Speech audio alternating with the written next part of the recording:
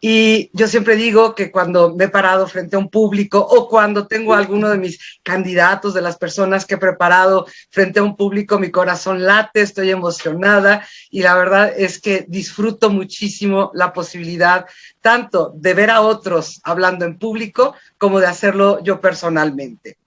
Decía mi maestro José Muñoz Cota que la persona es su palabra, que ella lo concreta y la define, que es su retrato y su imagen fiel. Hoy en día, que estamos tan de moda con esto de la marca personal y bueno, todo este tipo de temas, hemos escuchado mucho precisamente qué es lo que puede fortalecer a la marca personal. Harvard Business Review, así como muchos otros que se han dedicado a investigar este tema, dicen que precisamente una de las circunstancias, de las competencias que fortalece de manera particular la marca personal es precisamente la competencia de hablar en público, porque cuando uno puede hablar frente a un público bien, uno genera una imagen que es nuestra palabra, que nos va a definir si somos buenos oradores, si somos capaces de la elocuencia, si podemos transmitir nuestras ideas, nuestros pensamientos y si podemos traducir las ideas y los pensamientos de otros, pues estaremos haciendo uso de la palabra de manera correcta. Y la imagen que vamos a crear de nosotros mismos, de nuestra marca, seguramente va a ser muy potente, va a generar un retrato, una imagen de nosotros que difícilmente podrán olvidar las personas.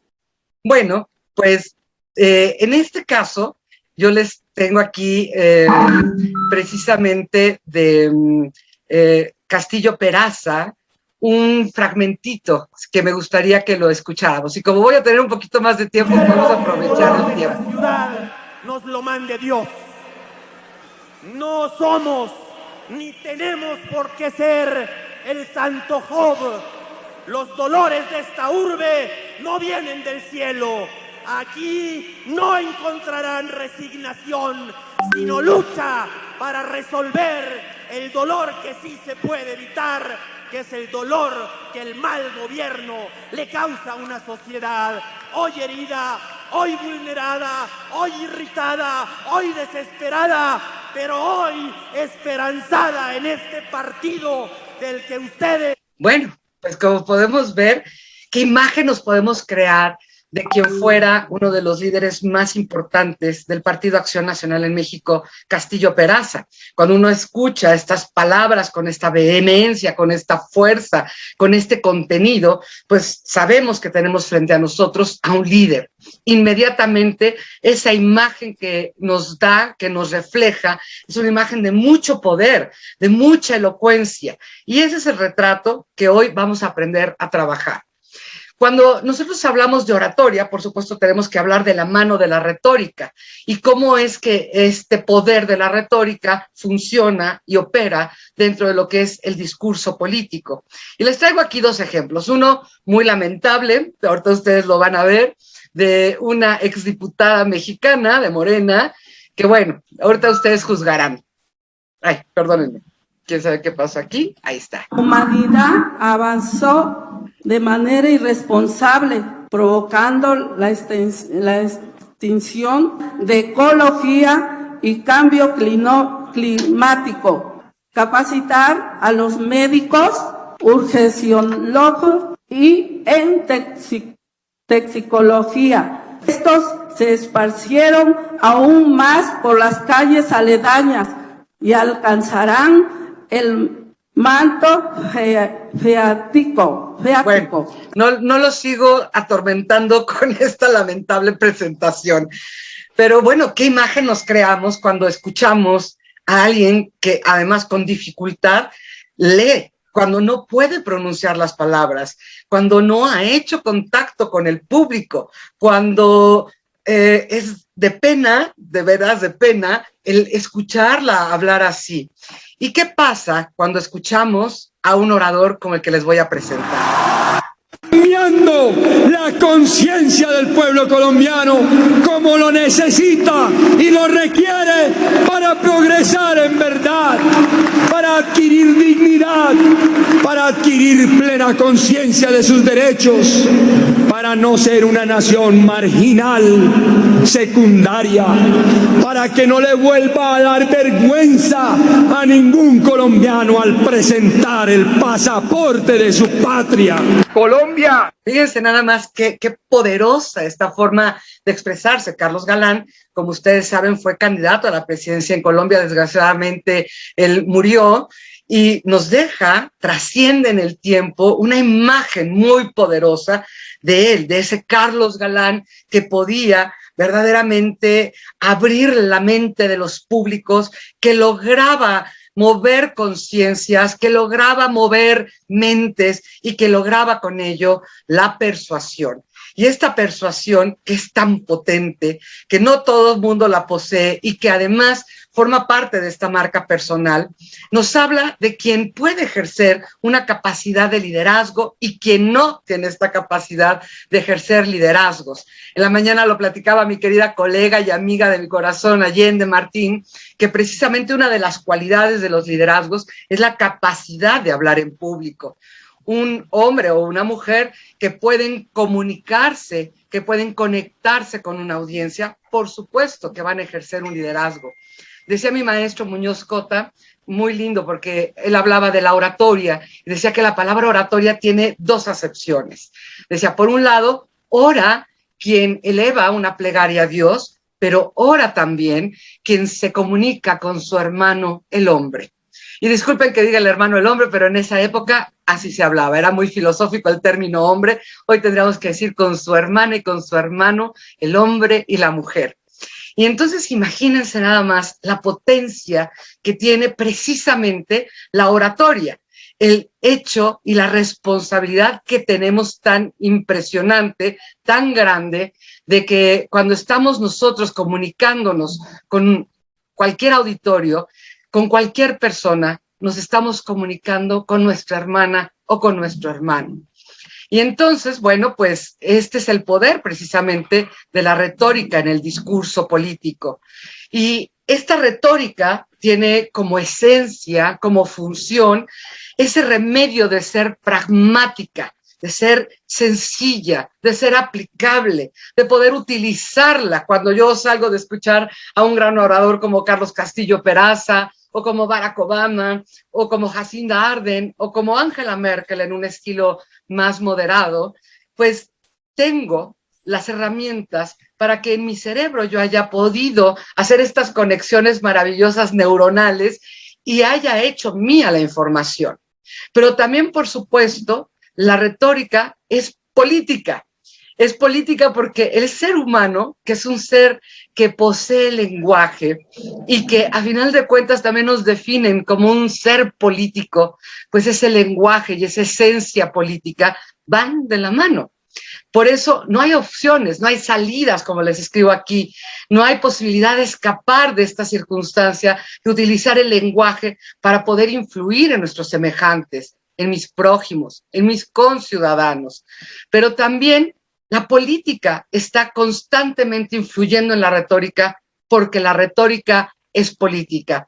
¿Y quién no recordará a esta famosa... A desmantelar instituciones poco a poco, a reescribir constituciones para poderlas acomodar a los antojos de los diferentes líderes corruptos que tenemos en Latinoamérica. El populismo, sin embargo, no ha llegado ahí por pura casualidad. Y también es parte nuestra, no solo denunciar las atrocidades que el populismo comete contra nuestras instituciones, sino también reconocer el pésimo trabajo de los sistemas gubernamentales que precedieron y que llevaron a la absoluta crisis a las personas y a las poblaciones. Y fíjense, en un estilo menos vehemente que el que tendría Carlos Galán o Castillo Peraza o Maquillo en México.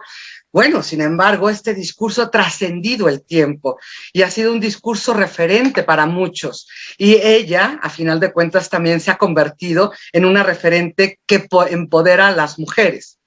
Y entonces llegamos a esto, el discurso es un instrumento que mueve a la acción. De ahí viene el que yo haya jugado con las palabras de retórica acción, porque no podemos nosotros ponernos frente a un público, frente a una audiencia, sin haberlos llevado a precisamente esa acción, a que en hecho se compruebe que lo que yo he realizado los ha persuadido, los ha convencido, los ha movido, los ha llevado a otro estadio mental en el que, por supuesto, empezarán a accionar.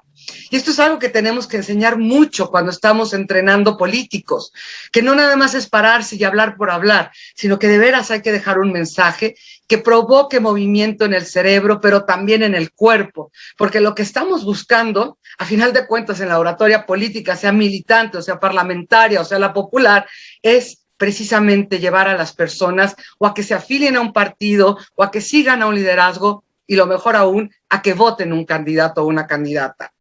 Pero ¿qué más tenemos que hacer para mover a la acción? Pues tenemos que adherirnos a causas. Esto es algo que ustedes van a oír mucho en estos días. Hoy los consultores hablamos constantemente de tener una causa. Y es que se nos ha olvidado que el discurso, y lo vamos a ver más adelante, tiene tanto fondo como forma. Y una causa es el fondo, es esta ideología, son estos valores, son estas causas que me van a mover a mí en la vida, ya sea como candidata o como candidato, como político, como gobierno, y que voy a poner temas en la agenda pública, que las voy a convertir en una visión compartida, en una opinión compartida con toda la audiencia, sean que estén a favor de mí, sean que están dentro de mi propio partido, o a lo mejor convenciendo, persuadiendo a los que no son tan afines a mí, porque para eso sirve la palabra, para convencer, para persuadir, para disuadir, para muchas otras cosas, tiene muchas funciones el discurso. Sabemos que existe el discurso académico, el discurso comercial, el discurso social, el sagrado, y hoy el que nos ocupa es el político. Y en el político nuestra tarea, como en todos los discursos, es mover a la acción. Cuando hablamos de este político, de esta política, y que se encuentra en esta situación de expresarse frente a una audiencia, lo primero que tiene que pensar es cómo voy a incitar a las personas que me escuchan a hacer algo, a ir a votar, a seguirme, a afiliarse a mi partido, como ya les comentaba yo, a modificar sus valores y sus creencias, a poder incidir en sus propias causas. ¿Cómo voy a lograr esto? Y aquí les pongo un ejemplo de Jacinda Ardern, que ha sido una de las 7 mujeres que ha manejado la pandemia de manera excepcional. Es una mujer que habla de manera moderada, no es muy vehemente, sin embargo es precisa cada vez que va a hablar con las personas, es empática, mueve emociones y bueno, sabemos que Jacinda Ardern también en el sentido de la oratoria y en la administración pública desde el gobierno ha logrado y sigue logrando sus objetivos. Tenemos que entonces encontrar, fíjense qué interesante, como oradores, y si soy yo un speechwriter o si soy alguien que está construyendo la narrativa, el discurso de un candidato o de una candidata, tengo que primero haber hecho un estudio profundo de qué está ocurriendo, conocer la realidad de la sociedad. Y ahora a lo mejor hablamos hasta de sociedades microsegmentadas. Y esto es importante porque yo recuerdo en alguna ocasión escuchar a una candidata, lo cual era lamentable, que por circunstancias de la vida en un solo día tuve que acompañarla y entonces cada vez que ella hablaba exactamente de lo mismo. Y para mis adentros yo pensaba qué aburrido sería escucharme a mí misma hablando siempre de lo mismo. Y hablo igual frente a mujeres, frente a empresarios, frente a jóvenes, frente a comerciantes, frente a todos, exactamente dio el mismo discurso de memoria. Esa candidata perdió. Y perdió porque no encontró la manera de traducir los problemas, las necesidades, los valores, las creencias de esas comunidades y otorgarles, ser su voz y darles cuáles pueden ser las probables soluciones a partir precisamente de mis propios valores alineados con los de ellos, de mis propias creencias, de mis ideologías políticas, para ir generando precisamente todos estos apoyos, pero también para trabajar a través de las emociones. Alguna vez alguien me decía, es que quiero mover la emoción de la gente. Y pues la mejor manera de mover la emoción de la gente es conectando con sus necesidades y con sus valores. Yo no puedo llegar y hablarles incongruentemente de un X tema que no me mueve y que se va a notar en toda mi comunicación verbal y no verbal, y la gente se va a dar cuenta que no es mi tema, que no lo conozco, que no lo he estudiado, que no me mueve, que no me conmueve, que no hace en mí ninguna mella. Y entonces, si quiero mover a la gente, tengo que buscar cómo conectar mis propios valores, creencias, mis competencias, mis habilidades, mis necesidades con las de las personas. El orador se convierte en la voz de la comunidad, es quien los representa, por eso es un líder también. Entonces, imagínense qué importante el hacer este trabajo, que después les voy a enseñar cómo lo vamos a ir haciendo. Y este discurso de los líderes, de estos hombres y mujeres que se han atrevido a hacer uso de la palabra, es y se da en el contexto de la comunicación política. Y esta parte del contexto es muy importante que la subrayemos, porque si yo hablo, por ejemplo, del discurso de Martin Luther King, de I Have a Dream, que es un referente hasta hoy en nuestros días, el contexto en el que se daba nos explica por qué, cómo, de qué manera, qué contenido, qué repeticiones léxicas, qué metáforas, qué valores son los que estaba moviendo Martin Luther King.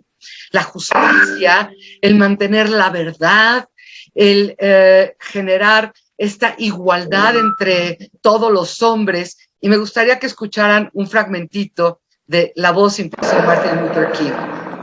I have a dream that one day on the red hills of Georgia, the sons of former slaves and the sons of former slave owners will be able to sit down together at the table of brotherhood. I have a dream that one day, even the state of Mississippi, a state sweltering with the heat of injustice, sweltering with the heat of oppression, will be transformed into an oasis of freedom and justice. I have a dream that my 4 little children will one day live in a nation where they will not be judged by the color of their skin, but by the content of their character. I have a dream today. Bueno, este es uno de los discursos icónicos del mundo. Y cuando hablamos de estas emociones ya desde la época de Aristóteles, pues decían en aquel entonces que no era posible conformarnos solamente con la razón para poder lograr esta persuasión, sino que tenían, decían ellos, que entusiasmar a los jueces, es decir, mover las emociones. Entonces, imagínense qué potente viene siendo esto. Pero además también tenemos que considerar que los liderazgos están a prueba en el momento que están pronunciando un discurso, porque las personas están cuestionando si es competente, si conoce el tema, si realmente es un tema que lo mueve, como ya se los comentaba yo antes o no.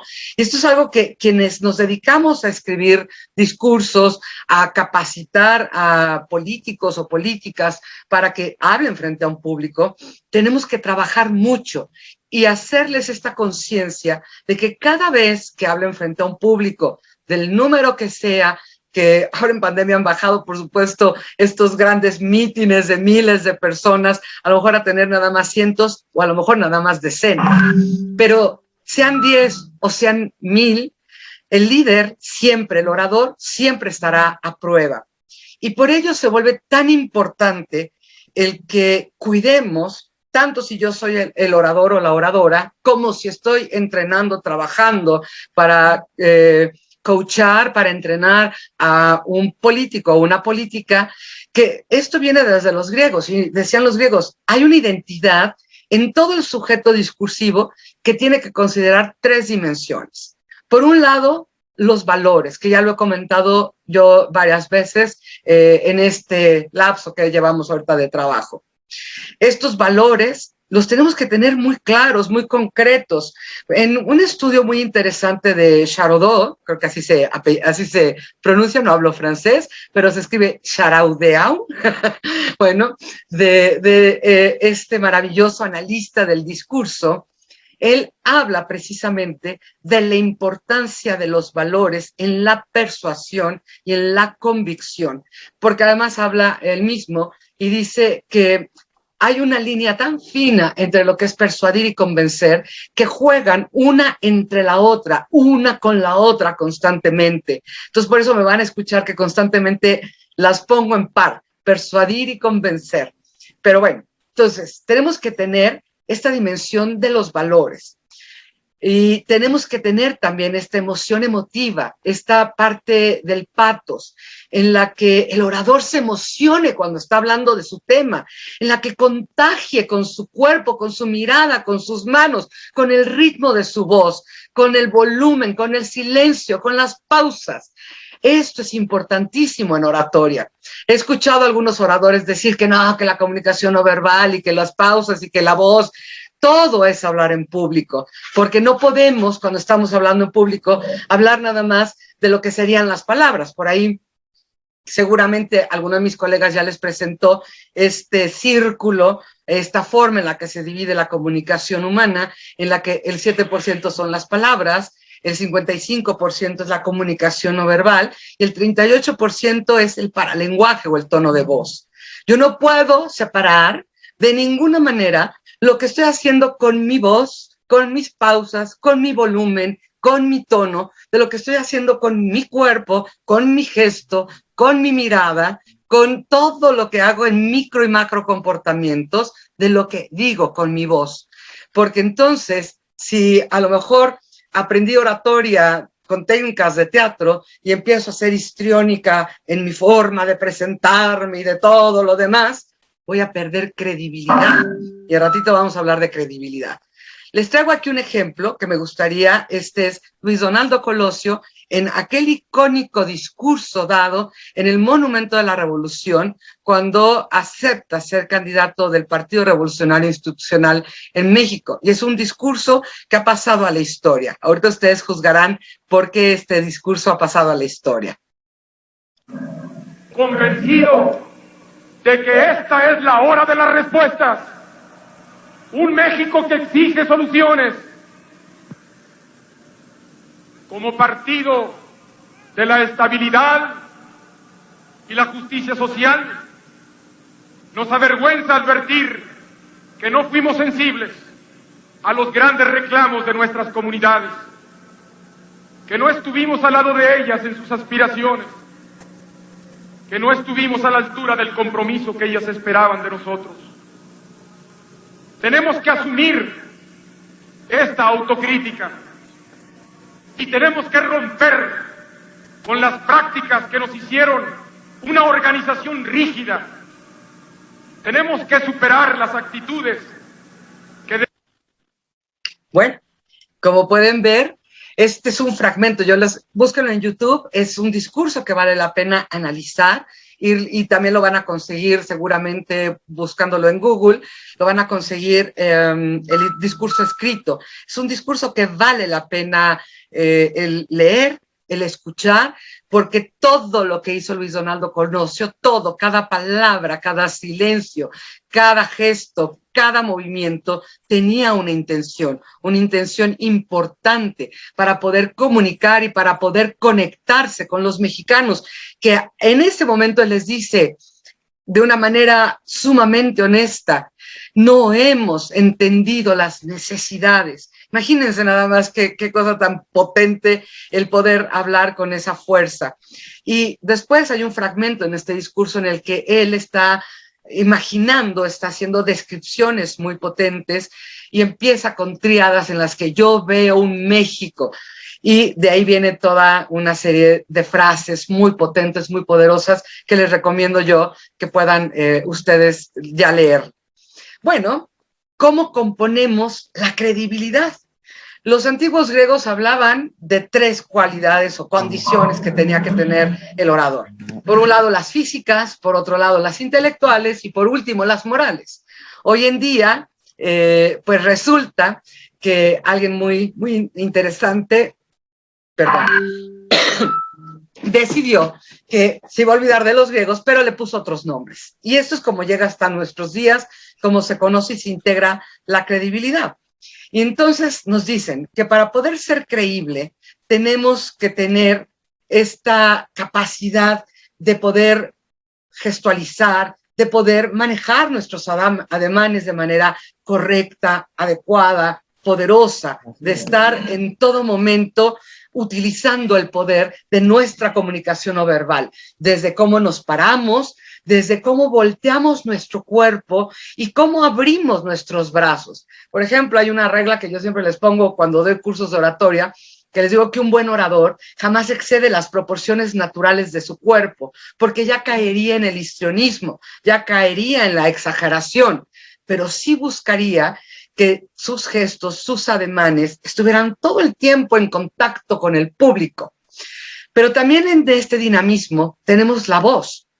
Y también cuando yo doy los cursos de oratoria siempre les digo que imaginemos que nos van a regalar un diamante hermoso, pero que lo envuelven en papel periódico. Y entonces cuando me dicen, aquí está el regalo, Maite, pues yo lo abro sin mucho interés, pensando que es una piedra sin mayor importancia, que es un Swarovski o que es a lo mejor alguna mala imitación. Pero ¿qué pasa si ese mismo diamante lo envolvemos en una caja hermosa, con un moño hermoso? Pues desde que nos las dan va a estar generando en nosotros esa curiosidad por saber qué hay dentro. Y la voz es eso. La voz es esa caja, es ese moño. Yo puedo tener el mejor contenido para dar en mi discurso, pero si tengo una voz apagada, flemosa, chillona, aguda, demasiado aguda o demasiado grave en el caso de los hombres, una voz no educada, no trabajada, pues va a acabar por cansar el oído de mi audiencia, de mi público, y porque no lo sigan. Entonces la voz también se vuelve muy importante. Decían los antiguos griegos que el orador, ahora agregaríamos la oradora, tiene que ser como una escultura viviente. Por lo tanto, esos oradores que se pasean en un discurso de 3 minutos por todo el foro, están perdiendo la atención y están perdiendo la gallardía, la prestancia, el poder que deben de tener frente a un público. Por otro lado, para poder tener credibilidad hay que tener conocimiento. Decía mi maestro de oratoria, Muñoz Cota, que un orador debía de saber de todo para servirse de todo. Y esto la verdad es que hoy en día es imposible, no podríamos saber de todo. Pero lo que sí podemos hacer es ser especialistas en nuestra materia. Y es cada vez estar más involucrados en lo que nuestras comunidades necesitan, lo que requieren. Pero también debe de tener el orador credibilidad, honestidad. Y esta honestidad, decían los antiguos griegos, es la ética y la moral. Y Abraham Lincoln lo decía muy fácil en una frase que ha trascendido durante los siglos y decía, puedes invitar a las personas o puedes engañar a las personas durante un tiempo. Puedes engañar todo el tiempo a una parte del pueblo, pero no puedes engañar a todo el pueblo todo el tiempo. Y esta es parte de la ética que el orador tiene. Pero también decían los antiguos griegos, porque el orador, al ser un líder, tiene una gran capacidad de movilización de las personas. Entonces decían los oradores antiguos, la palabra jamás debe de servirse para o utilizarse para servirse a uno mismo, sino para servir a los demás. Demóstenes, antes de iniciar sus discursos, cualquier presentación, y sabemos de Demóstenes que los antiguos romanos temían más a las palabras de Demóstenes que a cualquier soldado griego, porque decían las palabras de Demóstenes enardecen al pueblo. Y entonces, Demóstenes, antes de subir al púlpito, antes de hablar a todo ese público, se encomendaba a los dioses y pedía que pusieran en su palabra, en su boca, las palabras correctas y justas. Y esto es lo que va conformando la honestidad, el conocimiento, el dinamismo que nos lleva a la credibilidad de los oradores. Y aquí un fragmento de un discurso de Anaya, quien fuera candidato a al presidente de México, y que es un orador muy disciplinado, muy técnico yo diría, pero bueno, muy, muy bueno. Entonces aquí les comparto este fragmento. Se desvanece. La pregunta es si aún hay esperanza. Yo creo que sí, yo quiero creer que sí, porque México es mucho más grande que sus problemas. México es la historia antigua de Clavijero y la historia moderna de Cosío Villegas. México es la fiereza indomable de Cuauhtémoc. México es la piedad de Motolinía. México es el grito de Hidalgo y la bravura de Morelos. México es la perseverancia de Juárez y la fe democrática de Madero. Yo no tengo duda y ustedes tampoco deben tenerla. México vive y vivirá para ver días mejores, pero nos necesita nuestro trabajo y lo que alimenta nuestro trabajo, la fe indeclinable en un mañana mejor. Vayamos juntos con esperanza, con alegría, con entusiasmo al encuentro de la historia por una patria ordenada y generosa y una vida mejor y más digna para todos. ¡Viva! Bueno, como pueden ver, todo este ejemplo es un ejemplo perfecto. Como les digo, él es un orador muy disciplinado, siempre hace la tarea antes de llegar a cualquier público, pero además, si se fijaron, él no baila en el lugar, está en el mismo lugar, maneja bien sus ademanes, tiene una cantidad de recursos verbales impresionantes, una articulación, una dicción maravillosa, un ritmo, va aumentando, va llevando al clímax, va arengando a su público hasta que brillan los ojos de las personas y por supuesto lo que sigue es el maravilloso aplauso. Y en este discurso fue un aplauso además de pie. ¿Qué necesitamos? Pues cuando estamos hablando frente a un público, el orador es un creador de estímulos.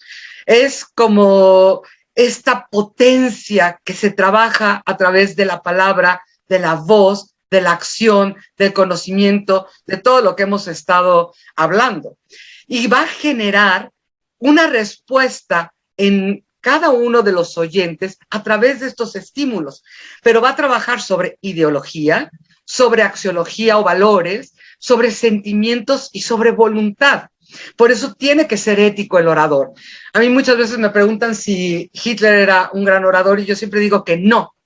Sí era un buen orador, pero en estricto sentido de la palabra, no, porque le faltaba la parte ética, le faltaba esta parte de respetar la vida de todos y cada uno de los seres humanos vivientes.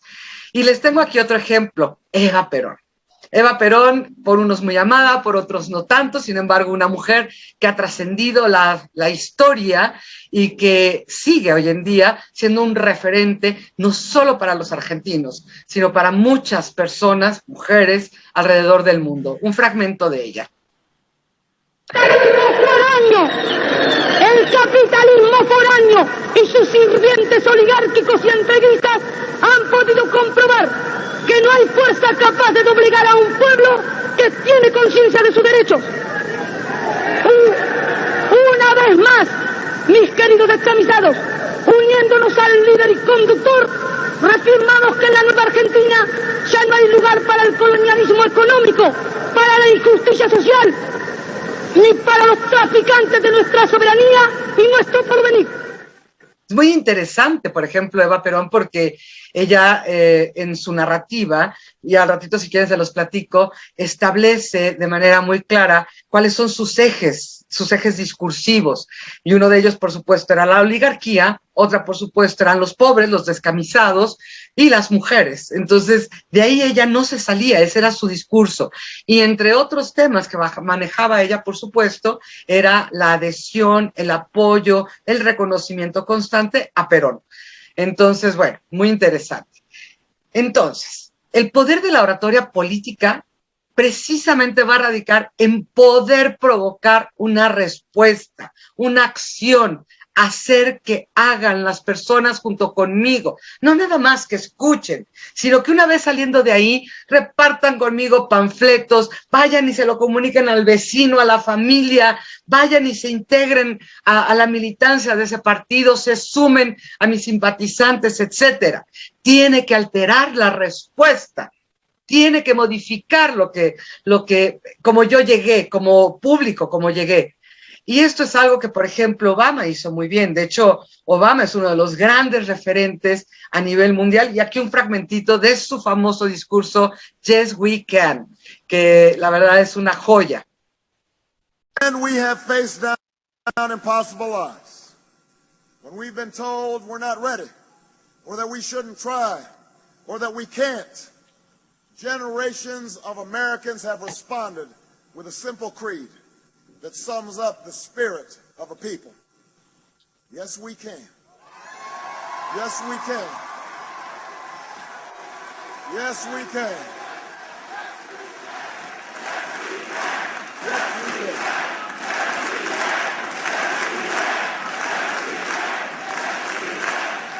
Y este Yes We Can se ha convertido incluso en canciones, es todo un referente de la política, de la oratoria, del poder de la influencia, precisamente de la palabra hablada en los demás.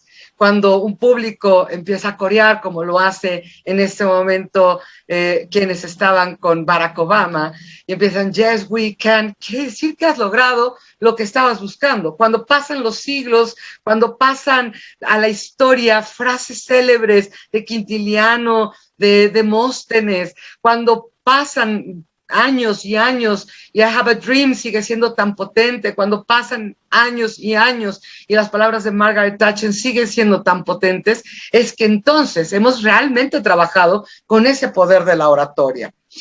Pero, ¿qué tenemos que hacer para lograr este poder de la oratoria? Pues no nada más llegamos y hablamos. Como les decía, el orador tiene que estar constantemente preparándose, tiene que saber, conocer lo que está ocurriendo en su realidad, en el mundo, en su comunidad. Tiene que saber cuáles son esas necesidades, esos valores, las últimas obras, por ejemplo, que existen en nuestro caso de comunicación política, o a lo mejor si ya soy gobierno, pues tendré que saber incluso de sustentabilidad, de agua, de las ODS, de la ONU, cómo interactúan con un gobierno. Perdón. Entonces, tendré que saber todo esto.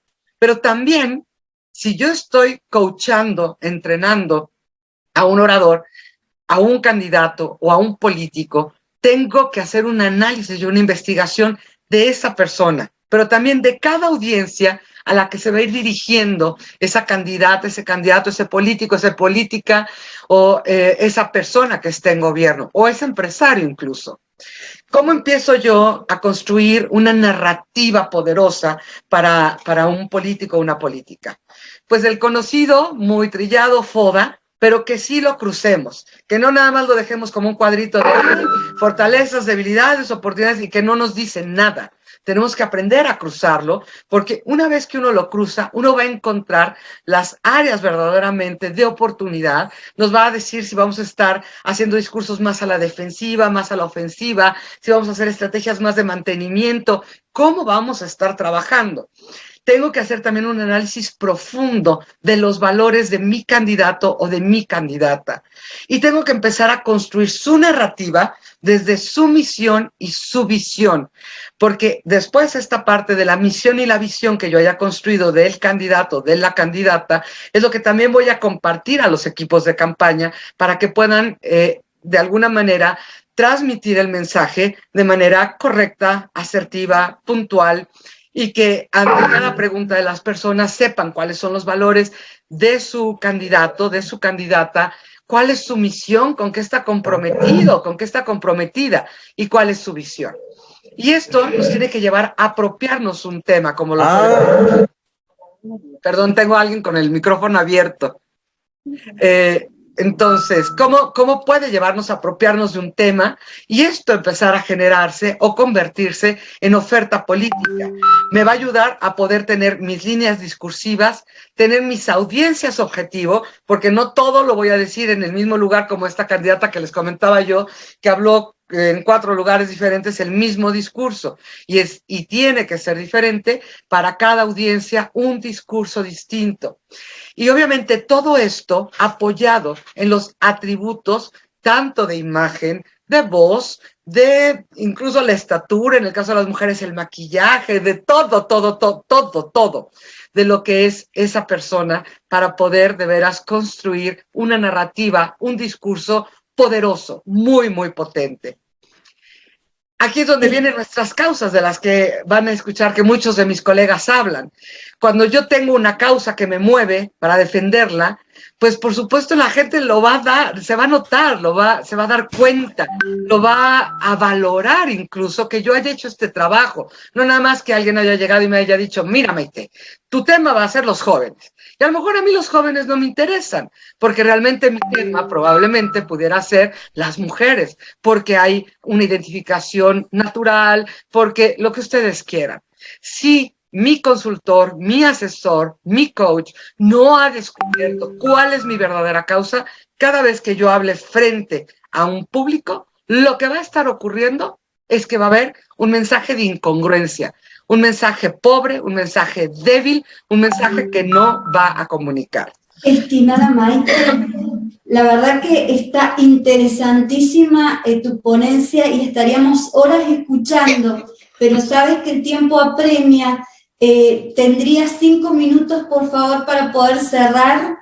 Ay, es que yo me extendí porque me dijo Sandrita que me fuera como hasta... Bueno, ya, ok, me apuro. 5 minutos, vamos a hacerlos valer. Interesantísima ponencia, por cierto. Muchas gracias. Entonces, hay que hacer también un análisis del público.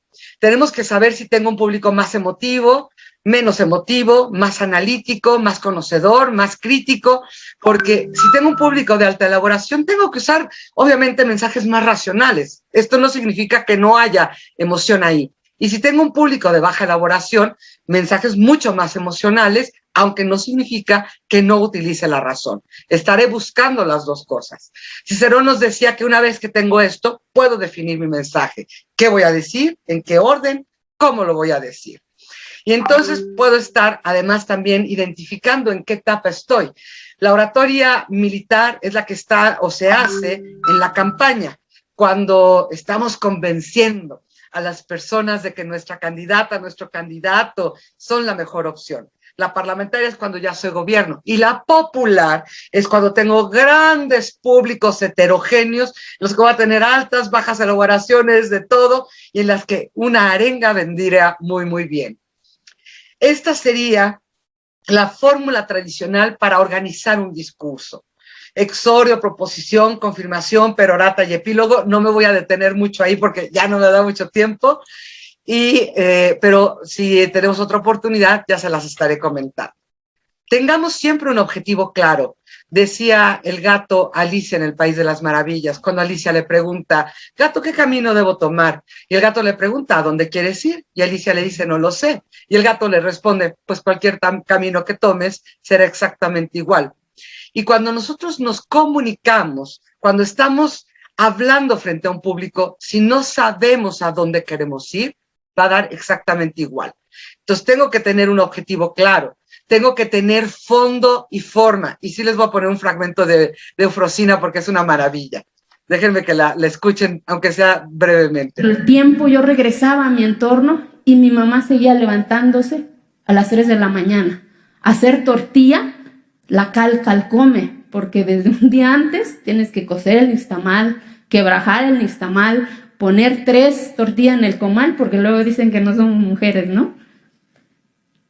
Pero no responsabilizo ese entorno, responsabilizo a la circunstancia, que es la pobreza y la marginación. Y no la pobreza y la marginación de aquí, sino que de aquí, porque cuando una mente no está educada, tiene miedo a cuestionar, tiene miedo a exigir, pero sobre todo tiene miedo de decidir cómo quiere las cosas. Pero cuando... Bueno, como pueden ver, Eufrosina, también la pueden encontrar en YouTube, es maravillosa, fue diputada aquí en México. Y esto me va a permitir, cuando yo ya tengo fondos, formas, qué, quién, cómo, cuándo, dónde, fondo, mi narrativa, todo, voy a poder establecer líneas discursivas, ejes temáticos. Este es el discurso de Kamala Harris cuando les anuncian que han ganado y uno puede distinguir en este discurso, que ya no les voy a poner, las los 3 ejes temáticos o líneas discursivas que manejaba Kamala Harris y que además también manejó Joe Biden. El de unidad fue un discurso compartido de Biden y de Kamala Harris. Pero además Kamala Harris manejaba de manera natural el tema de inclusión, de minorías, de mujeres negras, asiáticas, etcétera, pero también el tema de mujeres. Y luego tenemos a nuestro famoso Trump, que si hablamos ahora de esta narrativa, hoy le llaman storytelling. En la época de los griegos y más adelante siempre se le ha llamado narrativa. Me gusta más, creo que es más potente el llamarle narrativa que storytelling. Pues siempre había héroes y villanos. En este discurso precisamente de Trump habla de que los chinos y los mexicanos somos los villanos y de que él llega al gobierno a salvar a los americanos en contra de los chinos y los mexicanos. También van a poder encontrar ese discurso en YouTube. ¿Qué necesitamos? Necesitamos este lenguaje que sea emocional, que represente a la gente, que sea sencillo, que permita que la gente interactúe conmigo. Por eso será significativo y ello lo hará memorable. Necesitamos poner atención a las palabras y al tiempo. Un discurso bueno y breve, decía mi maestro, doblemente bueno. Tenemos que aprender a utilizar metáforas, datos, cifras, triadas, analogías, historias, frases, repeticiones, incluso el humor. Como lo hacía, por ejemplo, Churchill, que trabajaba todo esto. Y les pongo un pequeño fragmento también de Churchill. Permítanme nada más, que es que me están entrando aquí WhatsApps. Ahorita les pongo el sonido. Ok. Este es su discurso icónico. También. An Englishman, welcomed in your midst, makes this experience one of the most moving and thrilling in my life, which is already long and has not been entirely uneventful. Se fijan, maneja hasta el humor, ¿no? Es muy poderoso. También pueden encontrar el discurso en YouTube. Whose memory I cherish across the veil of years, could have been here to see. By the way, I cannot help reflecting that if my father had been sure I am that this day, now we are the masters of our fate. Somos los dueños de nuestro destino. Esta es una frase que ha trascendido la historia, porque él sabía precisamente que retórica acción es seducir con la palabra, que es el discurso que dirige a la acción, que es todo este esfuerzo que hace el orador y la oradora de veras trabajar fondo y forma, no nada más que se oiga bonito, sino también que deje algo en las personas. Y a final de cuentas, a modo de conclusión, decir que nadie hablamos por hablar, que nos comunicamos para influir con las personas, para presentarles nuestros anhelos, aspiraciones, o para ser el portavoz de esos anhelos, aspiraciones de otros. Y cada una de nuestras palabras, cuando dan en el blanco, es que entonces estamos llevando a nuestro auditorio a que se mueva, a la acción. Y esto es precisamente lo que nos permite saber que tenemos esta fuerza y este poder en el lenguaje. Pues aquí les dejo mis redes, estoy a sus órdenes, amen la oratoria, porque los nervios se convierten en emoción cuando uno aprende a amar la palabra hablada, porque esa emoción hace que la mente trabaje a todo lo que tiene que dar, y porque en esos momentos, frente a un público, frente a un auditorio, en el que el corazón palpita con todo lo que puede ser, es cuando nos damos cuenta que estamos vivos. Muchas gracias. Muchas gracias.